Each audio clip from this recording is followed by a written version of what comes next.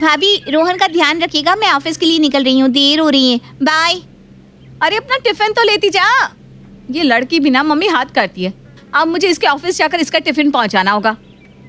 अब ये दोनों कहाँ गए? हाल में जाकर देख ले। उफ, तुम दोनों अभी तक रेडी नहीं हुए। रोहन, पिंकी, टीवी का रिमोट छोड़ो, बहुत हो गया टीवी देखना। पिछले 1 घंटे से दोनों कार्टून देख रहे हो। टाइम देखा है 8 बजने वाले हैं। पिंकी जाओ, रोहन को अंदर लेकर जाओ और फौरन दोनों तैयार होकर आओ। तब तक मैं नाश्ता तैयार करती हूँ। सुखी रह बहू, सुखी रह। जब ये हम छोड़ कर गए थे ना, तो मुझे लगा था कैसे ये घर संभलेगा, पर भगवान की कृपा से तूने पूरा घर ऐसे जोड़ कर रखा है कि लगता ही नहीं कि प्रिया तेरी देवरानी है। किसने कहा कि प्रिया मेरी देवरानी है मम्मी? मैंने हमेशा सुमित को अपना देवर नहीं अपना बेटा माना है। तो प्रिया मेरी बहू हुई ना। और बच्चे तो गलतियां करते हैं, थोड़ा नज़रअंदाज करके अगर हम नहीं चलेंगे तो घर कैसे चलेगा? बच्चों की तो आदत होती है शैतानी करना। हर बड़ों का धर्म होता है उन्हें माफ़ करते रहना। अपनी बड़ी बहू के मुंह से ऐसी बातें सुनकर वृंदा की आंखों में आंसू आ जाते हैं। वो आंख पोंछते हुए फिर से माला फेरना शुरू कर देती है। ये थी एक झलक वृंदा निवास के अंदर की, जहाँ चारों तरफ सुख, शांति और प्यार था। और उसका श्रेय हम घर की बड़ी बहू केतकी को दे तो गलत नहीं होगा। दोपहर के वक्त मिहिर अपने घर खाने के लिए आता है, पर खाने की टेबल पर बैठकर वो लगातार एक दीवार की ओर टकटकी लगाए देखता जाता है। क्या हुआ बेटा, इतने टेंशन में क्यों है? कोई बात हुई है क्या? क्या बात है बेटा, मुझे बता। कुछ नहीं माँ, सब बढ़िया है, बढ़िया है सब। और ये कहते कहते मिहिर की आंखों से आंसू आने लगते हैं। अरे बहू, जल्दी बाहर आकर देख, मिहिर रो रहा है, मुझे बता भी नहीं रहा। पूछ तो जरा इसे क्या हुआ, मेरा कलेजा फटा जा रहा है। वृंदा की आवाज़ सुनकर केतकी बाहर आती है और अपने पति के चेहरे को देखकर सब समझ जाती है। रहने दीजिए ना मम्मी, हम समझ लेंगे, कोई ऐसी बात नहीं है। तुम दोनों को मेरी कसम, बताओ क्या हुआ है? इन्होंने दुकान में स्टॉक डालने के लिए 20 लाख का कर्जा लिया था, पर बिक्री हुई नहीं। अब कर्जदारों को पैसे कैसे चुकाएंगे? पिछले 1 महीने से ये भागा दौड़ी कर रहे हैं कि किसी तरह वो पैसे चुक जाए, पर अब कर्जदार इन्हें घर पर आने की धमकी दे रहे हैं। इतना कुछ हो गया और तूने मुझे बताया भी नहीं बेटा। अरे अभी भी मेरे पास बहुत पैसे हैं, सब ऊपर अपने साथ लेकर थोड़ी ना जाऊंगी। एक काम कर बेटा, तू मेरी वो FD तुड़वा दे और उन पैसों से अपने सारे कर्जे उतार ले। और याद रखना बेटा, अब से कभी भी कर्जा मत लेना। इन कर्जदारों का ऐसा है कि ये किसी के नहीं होते। अभी के अभी एक एक पाई चुका दे सबको। जी माँ, अभी जाता हूँ मैं। शाम के 7 बजे ही केतकी अपनी सास के पैरों में तेल लगाकर उन्हें खाना खिलाकर सोने भेज दिया करती। आज भी वो ऐसा ही करती है। कुछ देर बाद सुमित और प्रिया अपने ऑफिस से घर लौटते हैं। आते ही प्रिया रात के खाने की तैयारी में लग जाती है और रात का खाना बना लेती है। सभी साथ में खाने को बैठते हैं। मुझे तुम दोनों से कुछ बात करनी थी। देखो सुमित, मैं तो कमाती नहीं, वरना मैं भी घर के खर्च में पैसे ज़रूर देती, पर तू जानता ही है कि आजकल इनके हाथ ज़रा तंग है। बड़ी मुश्किल से सब मैनेज हो रहा है। तो प्रिया, अगर तुम भी। ये भी कोई बोलने की बात है भाभी? आपका हक है मेरे पैसों पर।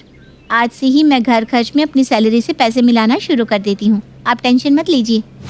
खाने के बाद प्रिया अपनी सास के कमरे में जाने लगती है, पर दरवाजे पर ही केतकी उसे रोक लेती है। मम्मी अब तक सो गई होगी प्रिया। आजकल मम्मी कुछ ज़्यादा ही जल्दी नहीं सो जाती भाभी। मैं और सुमित इसी घर में रहकर भी मम्मी से मिल नहीं पाते। सुबह ऑफिस निकल जाते हैं और रात को जब आते हैं तो मम्मी सो चुकी होती है। बुढ़ापे का शरीर है ना प्रिया, ऊपर से ठंड भी है। मम्मी ज़्यादा देर तक उठी रहेगी तो उन्हें ठंड लग सकती है, तो उनसे कल बात कर लेना। आप सबका कितना ध्यान रखती है भाभी, थैंक यू सो मच। जाने अनजाने सुमित और प्रिया वृंदा से दूर होते जा रहे थे। केतकी और मिहिर और भी करीब। अब धीरे धीरे मिहिर ही अपनी माँ के सारे अकाउंट्स मेंटेन करने लगा था। केतकी अपनी सास के खाने पीने का ध्यान रखती तो मिहिर उनके फाइनेंस का। एक रोज़ मिहिर अपनी माँ के कमरे में जाता है और उन्हें उनका पासबुक देते हुए कहता है, बहुत बड़ी टेंशन होगी माँ, सारे बैंक बंद होने वाले हैं। सरकार कह रही है जिसके भी पैसे बैंक में लगे हुए हैं उसे फ़ौरन निकाल दे, और ख़ास करके 60 साल के ऊपर के जो लोग हैं उनके अकाउंट तो बंद होकर ही रहेंगे। उनके नाम जो भी संपत्ति है वो सरकार अपने अंदर कर सकती है। तो हमें इस घर, तुम्हारे बैंक बैलेंस, सभी के ऑनरशिप को ट्रांसफ़र करना पड़ेगा। हे भगवान, अब क्या होगा? तो रुक, मैं अभी सुमित को फ़ोन करती हूँ। वो बैंक में ही काम करता है, वो कुछ ना कुछ दिमाग लगा लेगा। माँ, वो बस बैंक में काम करता है, बैंक का मालिक थोड़ी ना है। वो तो बच्चा है, अपना टिफ़िन तक संभाल नहीं पाता। वो भी केतकी को करना पड़ता है, तो वो क्या ही इन चीज़ों को संभाल पाएगा। इसलिए अर्जेंसी में मैं घर के पेपर्स बनवा कर लाया हूँ। आप एक बार इन पेपर्स पर साइन कर दीजिए तो ये घर मेरे नाम हो जाएगा, और आपके बैंक अकाउंट के सारे पैसे मैं अपने अकाउंट में ट्रांसफ़र करवा लेता हूँ। उसके बाद जैसे ही ये मामला शांत होता है तो मैं सब वापस कर दूंगा। बस उसके लिए आपको मेरे साथ बैंक चलना होगा। मुझे इतना तो नहीं पता, क्योंकि मैं पढ़ी लिखी नहीं हूँ। बेटा, तुझे जो भी समझ में आ रहा है ना तू कर ले, मैं चलती हूँ तेरे साथ बैंक। मिहिर अपनी माँ के अकाउंट का सारा पैसा अपने अकाउंट में ट्रांसफर कर लेता है और घर अपने नाम करवा लेता है। वृंदा भी भोलेपन और विश्वास में सब कुछ मिहिर को सौंप देती है, और हाथ में संपत्ति आते ही मिहिर और केतकी अपना असली रंग दिखाना शुरू कर देते हैं। हर सुबह सबसे पहले उठने वाली केतकी आज अंगड़ाई ही लेती रहती है। चाची, चाची मेरी चोटी बना दो ना। हाँ पिंकी, तू अभी तक तैयार नहीं हुई? मम्मी से डांट खानी है क्या? मम्मी तो आराम से खराटे ले रही है चाची। क्या भाभी अब तक उठी नहीं? लगता है उनकी तबीयत खराब है, मैं देख कर आती हूँ। प्रिया केतकी के कमरे में जाती है। आज तू ऑफिस छोड़ देना, बच्चों को देख ले, मैं आराम करना चाहती हूँ। ठीक है भाभी, कोई बात नहीं। प्रिया घर पर सभी के लिए नाश्ता बनाकर तैयार करती है। नाश्ते के टेबल पर सुमित कहता है, मम्मी वो एफडी पापा ने मेरे लिए लगाई थी ना, वो मैच्योर होने वाली होगी, निकाल लेते हैं और उससे घर की मरम्मत करवा लेते हैं, काफी टूट फूट रहा है। अरे बेटा, वो पैसे तो निकाल लिए मैंने। क्या? कब? मुझे तो किसी ने बताया नहीं। अरे बताना मिहिर, वो क्या कह रहा था तुम? मुझे तो सही से बताना भी नहीं आएगा, समझा दे सुमित को। बताता हूँ सुमित, तू अभी ऑफिस जा, लेट हो जाएगा नहीं तो। मुझे ही बता दीजिए भैया, मैं तो आज ऑफिस भी नहीं जा रही। प्रिया, जब बच्चों का टिफिन पैक कर, तू भी क्या इन बातों में समय बिता रही है? प्रिया और सुमित इस बारे में बात करने की बहुत कोशिश करते हैं, पर केतकी और मिहिर इस बात को सबके सामने आने ही नहीं देते। पर एक रोज महेश दरवाजे पर मिहिर से मिलने आता है। भैया तो घर पर नहीं है, आप दुकान पर जाकर उनसे मिल लीजिए। वैसे कोई जरूरी बात थी क्या? अरे इतनी बड़ी संपत्ति का मालिक बन गया है वो, धन्यवाद देना तो बनता है ना। जब भी वो आया कहना मैं आया था। ये सुनते ही प्रिया के होश उड़ जाते हैं। वो भागती हुई अपनी जेठानी के पास जाती है और इस बारे में पूछती है, 3 दिन हुए नहीं तुझे घर पर रहे कि तू इन चीजों में दिमाग लगाने लगी? कितने सालों से मैं घर संभाल रही हूँ, मैंने तो इन चीजों से कभी मतलब नहीं रखा। पर आपको हमें इस बारे में बताना तो चाहिए था। हम मम्मी को हम पर विश्वास है तो हम क्या करें, तू ही बता। अरे अरे अरे, तू दिल क्यों छोटा कर रही है? तुझे क्या लगता है हम धोखाधड़ी करेंगे? नहीं रे पगली, सब कुछ आधा आधा बटेगा। जा अब काम कर। हाँ, और ये बात सभी के सामने आ ही जाती है। मिहिर इस बात को ज्यादा बढ़ने नहीं देता और सुमित को झूठा दिलासा देकर एक बार के लिए बात दबा देता है। रात को जब पिंकी कमरे में खेल रही थी, केतकी मिहिर से कहती है, आखिरकार हमारी बरसों की मेहनत काम आ गई। मुझे तो लग रहा था मैं बस मम्मी के आगे पीछे घूमती रह जाऊंगी और मिलेगा खाली लोटा। ऐसे कैसे डार्लिंग, देखा नहीं कैसे 2 आंसू रोक कर मैंने ये पूरा घर और प्रॉपर्टी अपने नाम करवा ली। अरे धीरे से बोलो, 2 आंसू क्या, तुम बड़े हो और सारी संपत्ति बड़े भाई की होती आई है। शुरू से राजा महाराजाओं के समय से यही तो होता आ रहा है। अब तुम्हारी माँ की बुद्धि धीमी है तो मैं क्या करूँ। अब तो बस धीरे धीरे इन दोनों को यहाँ से सफा करना है। पर एक बार में नहीं, धीरे धीरे पड़ोसियों को भी इन बात का पता ना चले और इन दोनों को दिलासा देते रहना कि ये बेकार में कोई हंगामा ना करे, क्योंकि जीते जी मम्मी के दिमाग में इन्होंने कुछ भी भर दिया तो वो प्रॉपर्टी हमसे वापस लेने के लिए केस भी कर सकती है। दिन पर दिन गुजरते जाते हैं और अब केतकी प्रिया की पूरी सैलरी उससे लेना शुरू कर देती है। देखिए, अगर 1000-2000 भी मेरे हाथ में नहीं रहेंगे तो मेरे पर्सनल खर्चे कैसे निकलेंगे? अब इस प्रॉपर्टी का आधा हिस्सा मैं तुझे अपने मन से दे रही हूँ ना, उससे करना जो भी खर्च करना हो। घर परिवार में इतना पैसा करेगी तो कैसे चलेगा? फिर मैंने भी पैसा देखना शुरू कर दिया तो फिर तो गई प्रॉपर्टी तुम लोगों के हाथ से। नहीं भाभी, कोई बात नहीं, आप ये रखिए सारी सैलरी, ये लीजिए। और हाँ, सुमित को कह दे सिर्फ ऑफिस करेगा और चाहेगा कि घर में भी हिस्सा मिले तो ऐसा नहीं हो सकता ना। घर का काम भी उसे संभालना पड़ेगा। अब से सुबह पानी चढ़ाना, मार्केट से सब्जी लाना, रोहन को स्कूल से लाना, ये सब काम उसे ही करने होंगे। पर बच्ची का वैन तो घर के बाहर ही आता है ना भाभी, तो फिर। वैन हटवा दिया है मैंने रोहन का, बेकार में फिजूल का खर्च क्यों करना। अब से उसे स्कूल से ले आना और छोड़ना तुम दोनों की जिम्मेदारी है, कैसे क्या करना है देख लो। अब पिंकी को तो केत की वैन से स्कूल भेजती थी और रोहन को सुमित को ऑटो से ले जाना पड़ता था। एक दिन प्रिया अपने ऑफिस का टाइम एडजस्ट करती तो एक दिन सुमित। पर पिंकी को सब कुछ समझ में आ रहा था। वो बच्ची जरूर थी पर बेवकूफ नहीं। उसने हमेशा रोहन को अपने भाई के जैसा ही माना और एक सुबह वो स्कूल जाने से मना कर देती है। मुझे अच्छा नहीं लगता मम्मी, मैं नहीं जाऊंगी वैन से, मुझे बच्चे परेशान करते हैं। जब तक रोहन था वो मुझे बचा लेता था। मेरी गुड़िया नाराज है? अरे बेटा, अभी वैन क्या, तेरे लिए खुद की गाड़ी निकाल देगा तेरा बाप। वैसे मैंने सोचा है तुझे पर्सनल कमरा दे दूं, क्या कैसा रहेगा? चारों तरफ बाबी डॉल। मेरा रूम, यस। केत की फिर से माँ बनने वाली थी, इसलिए वो अपने दोनों बच्चों को एक अलग सा कमरा देना चाहती थी। पर घर में एक्स्ट्रा कमरा आता कहाँ से रात के खाने पर। पहले कितना अच्छा था ना मम्मी, बच्चे अपने माँ बाप के साथ सोते थे, उन्हें वक्त देते थे। तो क्या सोते ही थे, आज भी कई बच्चे सोते हैं। एक काम करो ना प्रिया और सुमित, तुम दोनों कुछ दिन के लिए मम्मी के पास ही सोना शुरू कर दो। वैसे भी मैं अपना कमरा रिपेयर करवाने का सोच रही हूँ, तो मैं तुम दोनों के कमरे में शिफ्ट हो जाऊंगी। पर हम अपना कमरा क्यों छोड़े भाभी, ये कोई बात हुई? ये तो सरासर ज्यादती है। अरे सुमित, समझने की कोशिश करो। देखो, मुझे अभी पता चला कि मैं माँ बनने वाली हूँ। इस हालत में मैं मम्मी के कमरे में सोऊंगी तो उन्हें भी प्रॉब्लम होगी और मुझे भी। मेरे कमरे की छत से 24 घंटे पानी लीक होता रहता है। अब ऐसी हालत में वहीं पर सोती रहूंगी तो वो पानी मुझ पर गिरता रहेगा, मेरी तबीयत खराब हो सकती है और उसका असर मेरे आने वाले बच्चे पर भी तो पड़ सकता है। देख लो माँ, मैं ना कह रहा था, ये तुम्हारे साथ भी एडजस्ट नहीं कर पाएगा और तुम इसके नाम प्रॉपर्टी करने वाली थी, बच गई हमारी संपत्ति। और फिर से बात को गोल गोल घुमाकर मिहिर और केत की अपने देवर देवरानी का कमरा अपनी बेटी को दे देते हैं। एक रात पिंकी चुपके से रोहन के पास जाती है।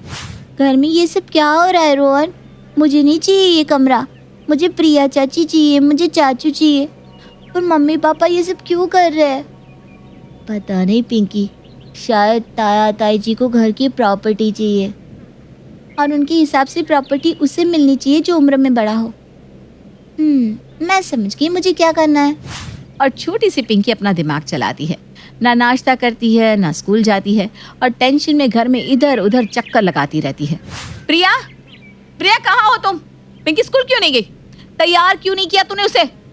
मैं तो बहुत तैयार करना चाहती थी भाभी, पर न जाने से क्या हुआ है, ना ही उसने नाश्ता किया ना ही स्कूल जाना चाह रही है, बस इधर से उधर घूम रही है। इसी वजह से मैं भी ऑफिस नहीं गई। पापा को बुलाओ, पापा को बुलाओ। पिंकी रोती ही जाती है। उसे संभालने के लिए मिहिर वहां आता है। क्या हुआ मेरी गुड़िया, सुबह से रो क्यों रही हो? पापा, मम्मी को छोटा बाबू हो जाएगा तो फिर मुझे भी हर समय उसे अपनी प्रॉपर्टी देने की एक्टिंग करनी पड़ेगी। मैं क्यों इतना झंझट पालूं? मुझे नहीं देना अपना कमरा किसी को। जो बड़ा होता है सब कुछ उसी का होता है ना। तो मम्मी को बोलो मुझे बाबू नहीं चाहिए। ये क्या बोल रही है बेटा? अरे तुम्हें तुम्हारा भाई या बहन होगा, तुम्हें नहीं चाहिए? फिर वो चाचा चाची की तरह प्रॉपर्टी में आधा हिस्सा भी तो मांगेगा। मुझे क्यों देना है किसी को हिस्सा? आप दोनों भी तो चाचा चाची को घर से निकालना चाहते हो, तो मेरी प्रॉब्लम समझो ना। ये सुनते ही रोते रोते प्रिया पिंकी को अपने गले लगा लेती है। एक छोटी सी बच्ची के मुंह से ऐसी बात सुनकर केतकी के होश उड़ जाते हैं। ये क्या बोल कर गई पिंकी? उसे इस बच्चे से प्रॉब्लम होने लग गई। उसने तो वही बोला ना केतकी, जो वो होता देख रही है। पिंकी ने तो हमें आईना दिखाया है, हमें बहुत बड़ा पाप करने से बचाया है। मैं बड़ा हूँ इसलिए सारी संपत्ति मेरी होनी चाहिए, ये बोल बोल कर मैं खुद के मन को दिलासा दे रहा था कि मैं जो कर रहा हूँ सही कर रहा हूँ। हम क्या कर रहे थे केतकी? ये हम क्या कर रहे थे? ये हमारा पाप ही है जो हमारे आने वाले बच्चों के सामने आकर खड़ा हो गया है। मैं अपनी बेटी को और गलत संस्कार नहीं दूंगा। आज रात को ही एक बैठक होगी जिसमें मैं प्रॉपर्टी को आधा आधा मेरे और सुमित के बीच बांट दूंगा। मुझे उसका हिस्सा नहीं मारना। बिल्कुल सही कह रहे हैं आप। पिंकी में जैसे संस्कार आ गए, वो तो अपने छोटी बहन या छोटे भाई से नफरत करेगी ही। हमें उसकी सोच बदलनी होगी। और उसी रात सभी के सामने मिहिर प्रॉपर्टी की पेपर्स बनवा कर लाता है, जिसमें अपने नाम की हुई पूरी प्रॉपर्टी का आधा हिस्सा सुमित के नाम कर देता है। माँ, ये तुम्हारा चेक बुक, तुम्हारे सारे पैसे मैंने तुम्हारे अकाउंट में डाल दिए हैं। माँ, तुम्हें जिस बच्चे को जो देने का मन हो तुम उसे दे सकती हो। और मुझे माफ़ कर दे सुमित, मेरे मन में लालच आ गया था, पर भाई बहन का रिश्ता क्या होता है ये तो मुझे इस पिंकी ने समझाया। कहाँ ये अपने चाचा के बेटे को अपने सगे भाई से ज़्यादा प्यार करती है, उसके बिना वैन से जाना भी नहीं चाहती, और कहाँ मैं अपने सगे भाई को उसके कमरे से निकाल रहा था। कोई बात नहीं भैया, आपको एहसास हो गया, इससे ज़्यादा बड़ी बात क्या हो सकती है। ये बच्चे ना भगवान का रूप ही होते हैं, जब हम भटक जाते हैं तो ये हमें रास्ता दिखाते हैं। और अपने घर में सब कुछ पहले की तरह होता देख पिंकी भागकर रोहन के गले लग जाती है और वृंदा निवास फिर से खुशहाल हो जाता है। खान की एक बहुत ही अच्छी कंपनी में नौकरी लगी थी और आज वो बहुत खुश था। माँ, ये लो मुंह मीठा करो। चुटकी, तू भी ले मिठाई खा। आखिर बात क्या है भैया, खुशी से फूले नहीं समा रहे हो?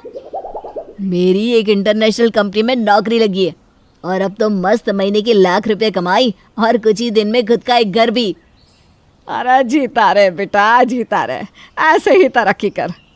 नौकरी तो मिल गई, कोई छोकरी भी मिले कि नहीं?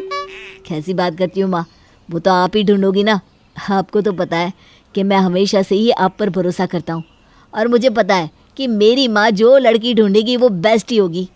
अरे यह हो ना बात, यही अपने छोटे भाई को भी समझाया होता तो आज लड़की भगा के लाने की नौबत ना आती।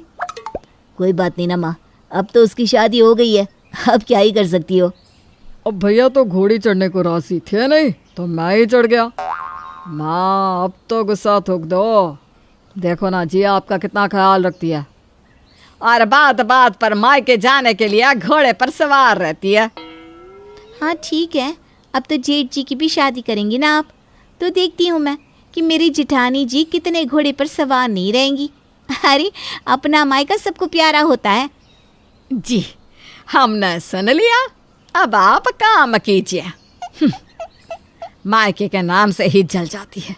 मैंने शाम में पंडित जी को बुलाया है रिश्ता बताने के लिए। वहीं शाम में, बहन जी ये कुछ तस्वीरें हैं, आप पसंद कर लीजिए कौन सी अच्छी है। देख बेटी कौन सी परफेक्ट रहेगी रिहान के लिए। माँ, ये तो बहुत काली है, ये नहीं। ये मोटी दिख रही है, ये भी नहीं। इसका तो दांत ही बाहर है। ये ठीक ठाक है। और फोटो नहीं है क्या? है, लेकिन लड़की बड़ी ही हाई फाई है और बड़े खानदान से ताल्लुक रखती है। अरे तो क्या हुआ, हमारा बेटा कम हाई फाई थोड़े ना है, और हम भी खानदानी लोग हैं। दिखाइए, बाकी काम हम देख लेंगे। हाँ हाँ पंडित जी, आप चिंता ना करें। ये है सुनैना, रूप रंग गुण सब चीज़ से परिपूर्ण है। वाह मम्मा, ये परफेक्ट है भाई के लिए। हाँ सुंदर तो काफ़ी है। तभी रिहान वहाँ आता है। देख बेटा कैसी है ये लड़की, हमने तेरे लिए पसंद की है। माँ, ये तो बहुत अच्छी है, लेकिन शादी के लिए मेरी एक शर्त है। मैं चाहता हूँ कि मेरी बीवी जो हो वो घोड़े पर सवार होके आए, ना कि डोली में। तेरा दिमाग खराब हो गया है क्या? आज तक कभी ऐसा नहीं हुआ कि लड़की ससुराल घोड़े पर आए। आप ही तो मुझे कह रही थी कि घोड़े पर सवार रहती हूँ मायके जाने के लिए। जब लड़की मायके घोड़े पर जा सकती है तो ससुराल क्यों नहीं आ सकती? हाँ माँ, वैसे भी ये काफ़ी कूल लगेगा। हड्डी तोड़ दूंगी तेरी। ये देख, ये लड़की बहुत ही रईस और हाई क्लास है, मैंने तेरे लिए पसंद की है। अब तेरी शादी इसी से होगी। मैंने तो हमेशा से आप पर भरोसा रखा है, बस एक ही तो ख्वाहिश थी, वो भी पूरी नहीं होने दोगी क्या? बिल्कुल नहीं। क्या भाई, लड़की भी कभी घोड़े पर ससुराल आती है क्या? कैसी बात करते हो? यही सही मौका है सासू माँ को नीचा दिखाने का।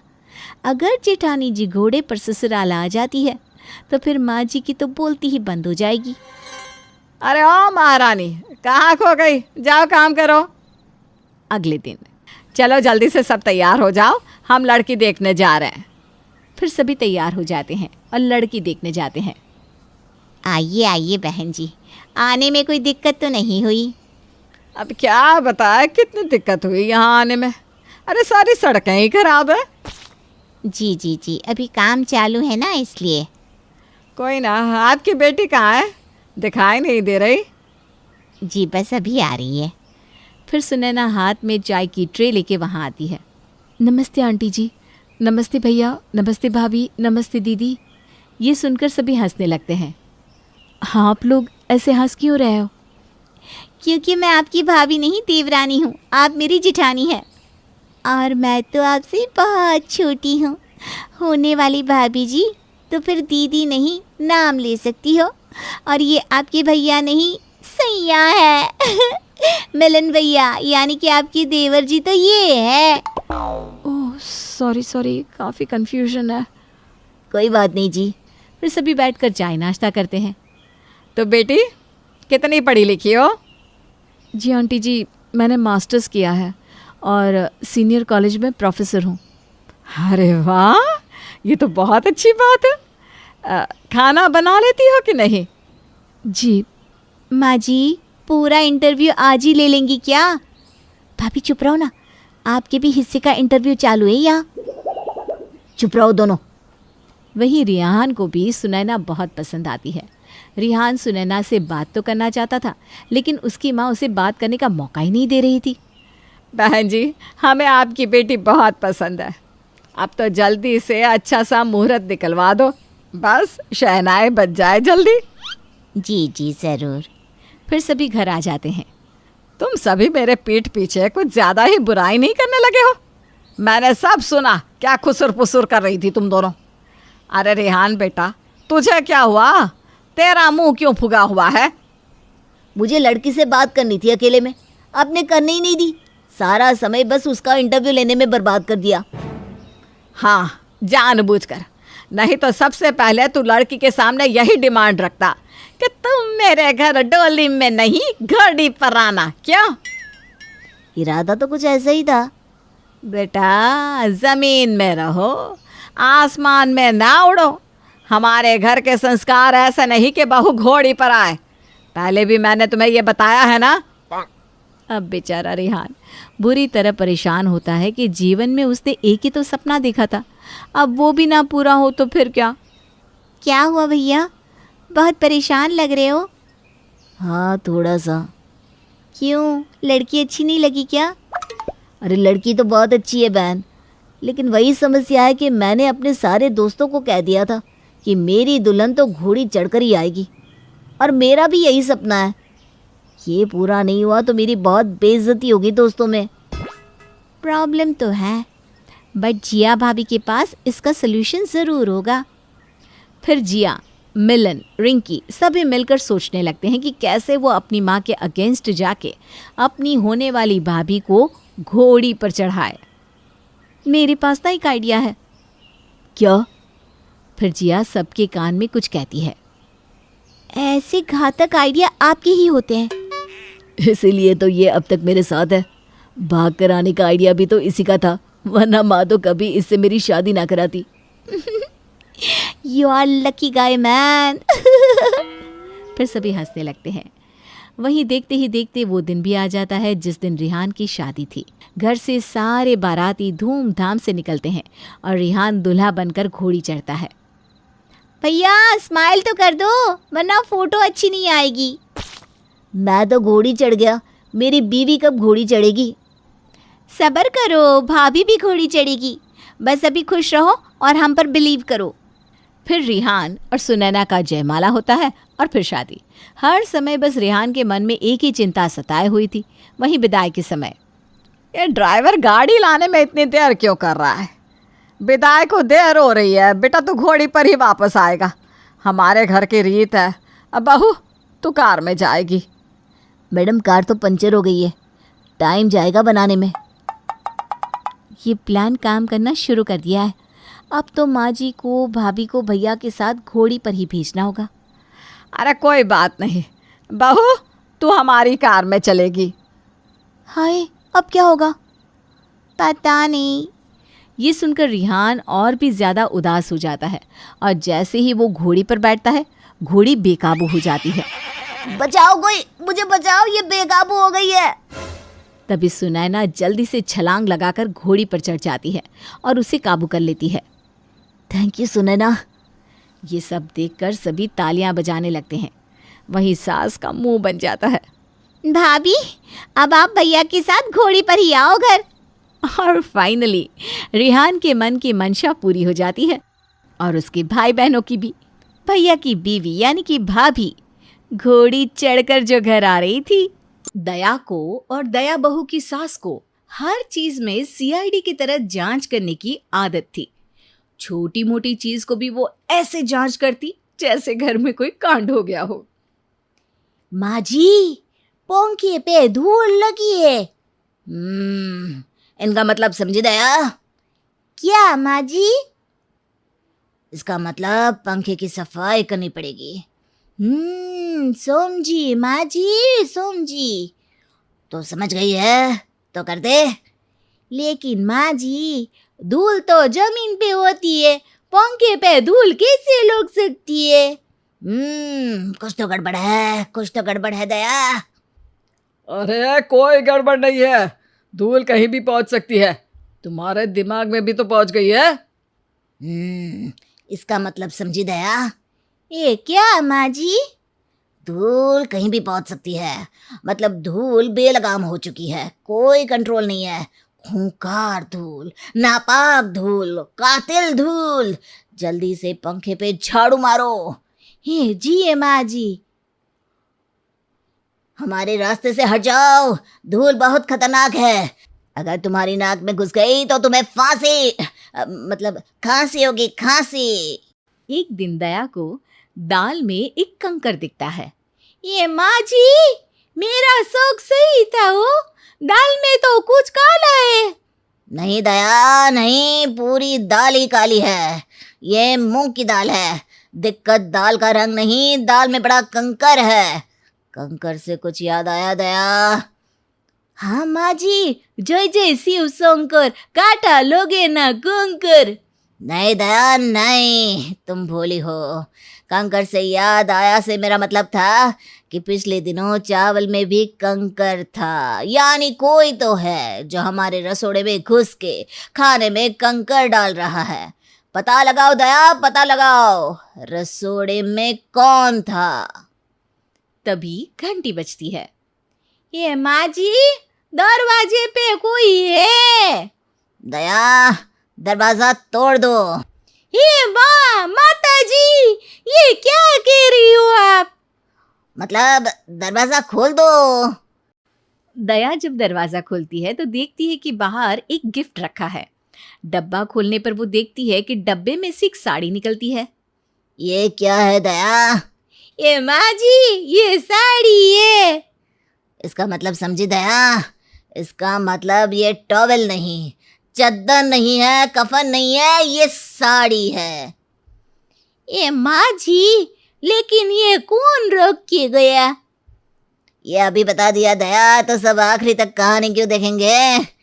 ये माँ जी, ये गुत्थी तो सुलझानी पड़ेगी हो। ना दया, कहीं ये साड़ी भेजने वाला कोई पुराना आशिक तो नहीं? ये सासू माँ, मैंने तो कभी बॉयफ्रेंड बनाया ही नहीं है शादी के पहले। हाँ, मैं अपनी बात कर रही थी दया। ये माँ जी, मुझे लगता है ये मेरी माँ जी ने भेजी होगी। नहीं दया नहीं, तुम्हारी माँ जरा सा काम भी टिंडोरा पीट के करती है। उनका बस चले तो वो टीवी पे न्यूज़ चलवा दे। वो कोई नेक काम बिना दिखावे की करती नहीं। नेकी कर, मीडिया में डाल, ये मंत्र है तुम्हारी माँ का। ये माँ जी, मुझे लगता है फिर ये साड़ी तो ससुर जी ने भेजी होगी आपके लिए। नहीं दया नहीं, तुम्हारे ससुर ने मुझे आज तक एक सेकंड हैंड रुमाल तक गिफ्ट नहीं किया है। ब्रांडेड साड़ी देने में तो उनकी जान हलक में आ जाएगी। कुछ तो गड़बड़ है दया, कुछ तो गड़बड़ है। ये माँ जी, फिर जरूर ये मेरे पति अभिजीत ने भेजी होगी मेरे लिए ऑफिस से। तुम्हारा शक सही हो सकता है दया, लेकिन किसी पे आंख बंद करके भरोसा नहीं किया जा सकता। तो अब क्या करें माँ जी? फोन लगाओ दया, फोन लगाओ, कॉल रिकॉर्ड करो और सस्पेक्ट की लोकेशन पता लगाओ। दया पति को फोन लगाती है। हेलो अभिजीत, नया केस है। क्या कह रही हो दया? अरे ध्यान से सुनो ना, अभी कहाँ हो तुम? ऑफिस में। Location office. अच्छा बताओ, मेरे बाबू ने थाना छाया? अरे ये क्या पूछ रही है तू? सॉरी हो माँ जी, वो मेरे भीतर की ना पत्नी जाग गई थी। अभिजीत, झूठ मत बोलना, साफ साफ बोलोगे तो बाद में सफाई नहीं देनी पड़ेगी, वरना बहुत कड़वी सजा मिलेगी। अगली बार खाने में सिर्फ करेला। बताओ अभिजीत, क्या तुमने मेरे लिए साड़ी भिजवाई है? नहीं तो। मैंने इतनी सारी बातें कही और तुमने इतना सा रिप्लाई दिया। हाँ। क्या? अरे ठीक से तो जवाब दो। अरे नहीं भेजी तो नहीं भेजी। अरे गुस्सा मत दिलवाओ मुझे। चलो बाय, काम करने दो। अभिजीत फोन काट देता है। क्या हुआ दया, क्या हुआ? ये माँ जी, वो तो बोल रहे थे कि गुस्सा मत दिलवाओ। इसका मतलब समझी दया? क्या माँ जी? इसका मतलब वो गुस्सा नहीं करना चाहता। थोड़ा दिमाग खुद भी लगा लिया करो, हर बात समझानी पड़ती है। केस कैसे सुलझाओगी? ये सॉरी हो। साड़ी नहीं, साड़ी। साड़ी की बात करो दया, पता लगाओ कौन है वो खुफिया आदमी जो बिना बात के दरवाजे पे साड़ी रख कर जाता है। दरिंदा कहीं का। ये हाँ माँ जी हो, साड़ी रख के गया, जबकि मुझे तो सूट पसंद है। इसका मतलब समझी दया? क्या सासू माँ? इसका मतलब तेनू सुट सुट कर दा। माँ जी, मुझे लगता है ये साड़ी मुझे पहन लेनी चाहिए। नहीं दया नहीं, ये साड़ी मुझे पहन लेनी चाहिए। मैं सास हूँ तुम्हारी। इसका मतलब समझी सासू माँ? हैं? इसका मतलब मैं आपकी बहू हूँ, तो मुझे दे दो चुपचाप। दोनों सास बहू साड़ी के लिए लड़ती हैं, तभी दरवाजे की घंटी बजती है। दया दरवाजा खोल दो। एक ही शर्त पर, अगर आप साड़ी मुझे दे दो तो। कुछ तो गड़बड़ है, जरूर कुछ तो गड़बड़ है। जरूर इस साड़ी के धागे विदेशी ताकतों से जुड़े हुए हैं। तभी वापस घंटी बजती है।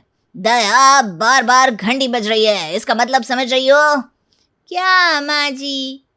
इसका मतलब दरवाजे पे कोई है। तुम रुको, मैं दरवाजा खोलती हूँ। दरवाजा खुलता है। बाहर उनकी पड़ोसन मेहता आंटी खड़ी हैं। अरे मेरी साड़ी आई होगी आपके यहाँ। वो आपकी साड़ी है? अरे नहीं, साड़ी तो रेशम की है, पर पहनूंगी मैं। तो रेशम क्या पहनेगी? देखो, मुझे जोकस पसंद नहीं है, मेरी साड़ी वापस कर दो। आखिर पता चल गया कि साड़ी किसकी है। इसका मतलब समझी दया? क्या माँ जी? इसका मतलब कुछ तो गड़बड़ है, कुछ तो गड़बड़ है हमारे दिमाग में, जो हमने बिना किसी से पूछे तिल का ताड़ और राय का पहाड़ बना दिया। तो साड़ी दे दूँ? साड़ी दे दो। आओ हम वापस पुराने केस की तहकीकात करते हैं कि दाल में कंकर किसने डाला। दया पड़ोसन को साड़ी दे देती है और सास से पूछती है। इस बात का मतलब समझी माँ जी? क्या बहू? इस बात का मतलब है कि हर बात में मतलब ढूंढने से कोई मतलब नहीं निकलता।